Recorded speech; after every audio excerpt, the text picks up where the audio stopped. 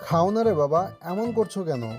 দেখো, তুমি খাবার শেষ করলে আমি তোমাকে অনেকগুলো চকলেট দেব। নূর ফট করে বলল। তাহলে আগে দাও। না, আগে খাবে তারপর দেব। তাহলে আমি খাবই না। আচ্ছা, তুমি মোবাইল দেখবে? মোবাইল বা টিভি দেখে খাবে? না, মোবাইল। টিভি দেখতে ইচ্ছে করছে না। আমি ড্যান্স দেখব। আমার ড্যান্স দেখতে ইচ্ছে করছে। হ্যাঁ, তো মোবাইলে বা টিভিতে দেখো, অনেক সুন্দর সুন্দর ডান্স আছে। না না, মোবাইলে বা টিভিতেও না, আমি সরাসরি ডান্স দেখব। আদিত্য একটু থতমত খেয়ে বলল। সরাসরি? কিন্তু সরাসরি কে ডান্স করবে? নূর সোজাসাপটা বলে উঠল। কেন? তুমি করবে। চলো, ডান্স করো। আমি তোমার ডান্স দেখব। আদিত্য যেন এবার আকাশ থেকে পড়ল। কি বলে এই মেয়ে? আদিত্য আর ডান্স? মান ইজ্জতের ফালুদা করে ফেলবে মনে হচ্ছে। আদিত্য শুকনো ঢোক গিলে বলল। কি? কিন্তু আমি তো তোমাকে খাইয়ে দিচ্ছি, তাই না? আমি ডান্স করলে তোমাকে খাইয়ে দেব কি করে? নূর কিছুক্ষণ ভেবে মাথা নেড়ে বলল।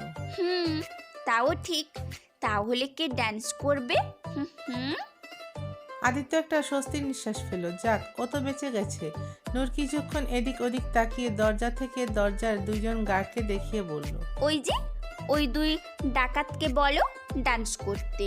আদিত্য নূরের ইশারা অনুযায়ী দরজার দিকে তাকালো। তারপর আর কোনো উপায় না পেয়ে ওই দুই গার্ডদের কাছে ডাকলো। শোনো রফিকার মুনির, তোমাদের ম্যাডাম তোমাদের ডান্স দেখতে চায়। চলো ফটাফট ডান্স শুরু করে দাও। আরে ম্যাডাম না, বলো রানী সাহেবা। ও হ্যাঁ, সরি। তো তোমাদের রানী সাহেবা তোমাদের ডান্স দেখতে চান। গার্ড দুটো যেন হতভম্ব হয়ে গেল।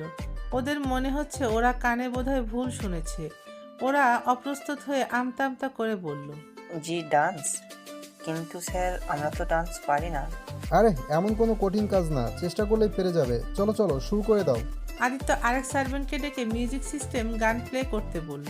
নূর মাঝখান থেকে বলে উঠল। বেবি ডল, গানটা চালাও। নূরের কথা মতো বেবি ডল গান চালু করা হলো। গার্ড দুটো এখানে দাঁড়িয়ে আছে।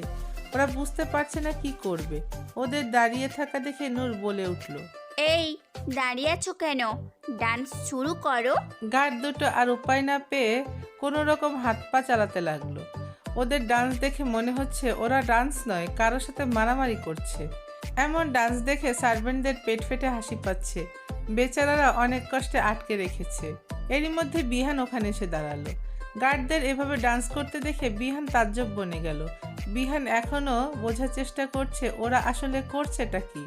বিহান গার্ড দুটোর কাছে গিয়ে বলল। ওই হালারা, তোরা কি করতাছস এগুলা? মাথার স্কোরও কি সব কইলা গেছে গা? পাগল গোলা হান এমতে লাফাইতাছস কেলা?